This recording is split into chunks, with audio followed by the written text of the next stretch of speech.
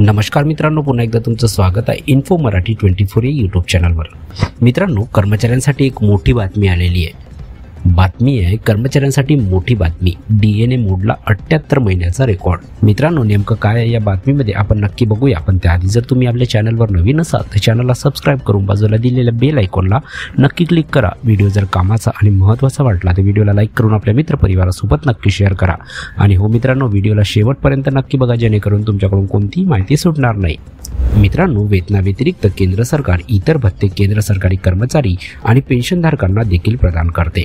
केंद्र सरकार कर्मचाऱ्यांना मिळणाऱ्या भत्त्यात दरवर्षी दोनदा वाढ करते। सरकारने जानेवारी आणि जुलै महिन्यात महागाई भत्ता, महागाई सवलत आणि थकबाकी वाढीची घोषणा केली। यावेळी कर्मचाऱ्यांच्या डीए वाढीवरून सरकार धक्का देणार आहे। केंद्र सरकार अलीकडेच केंद्र सरकारच्या कर्मचाऱ्यांना त्यांच्या मूळ वेतनाच्या 53% डीए देत आहे। केंद्र सरकारने गेल्या वर्षी ऑक्टोबर महिन्यात डीए मध्ये 3% वाढ केली होती। ऑक्टोबर महिन्यापूर्वी केंद्रीय कर्मचाऱ्यांना त्यांच्या मूळ वेतनाच्या 50% डीएचा लाभ मिळाला होता।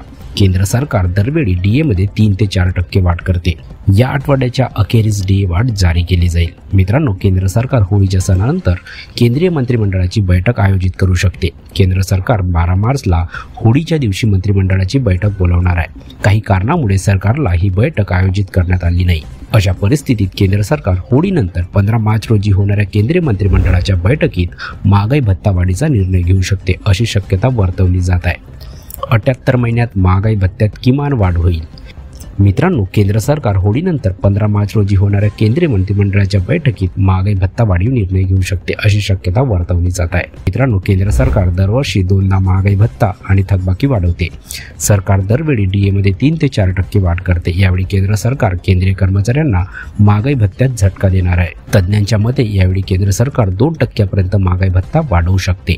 केंद्र सरकारने 2% भाडेवाढ जाहीर केल्यास सुमारे 78 महिन्यातील ही सर्वात कमी दरवाढ असेल। यापूर्वी जुलै-डिसेंबर 2018 मध्ये केवळ 2% वाढ झाली होती। सरकार दरवर्षी जानेवारी आणि जुलैमध्ये डीए आणि महागाई रिलीफ म्हणजे डीआर यामध्ये दोनदा सुधारणा करते। एआयसीपीआय निर्देशकांच्या आधारावर डीए वाढतो। मित्रांनो, केंद्र सरकार एआयसीपीआय निर्देशकाच्या आधारे सरकारी कर्मचाऱ्यांचा डीए आणि थकबाकी वाढवते। सरकार गेल्या 6 महिन्यातील एआयसीपीआय निर्देशांक आणि महागाईत झालेली वाढ लक्षात घेऊन महागाई भत्त्याची टक्केवारी ठरवते। अखिल भारतीय ग्राहक किंमत निर्देशांक म्हणजे एआयसीपीआय डेटा दर्शवतो की ही 7 वर्षातील सर्वात कमी डीए वाढ असेल। फायनान्शियल एक्सप्रेसच्या अहवालानुसार सरकारने जुलै 2018 पासून डीए मध्ये किमान 3% किंवा 4% वाढ केली आहे। कधी कधी जास्त वाढही करण्यात आलेली आहे। तर मित्रांनो, कशी वाटली ही कामाची आणि महत्त्वाची बातमी? जर बातमी कामाची आणि महत्त्वाची वाटली असेल तर व्हिडिओला लाईक करून आपल्या मित्रपरिवारासोबत नक्की शेअर करा। तसेच जर तुम्ही आपल्या चॅनलवर नवीन असाल तर चॅनलला सबस्क्राइब करून बाजूला दिलेल्या बेल आयकॉनला नक्की क्लिक करा। व्हिडिओ बघितल्याबद्दल खूप खूप धन्यवाद।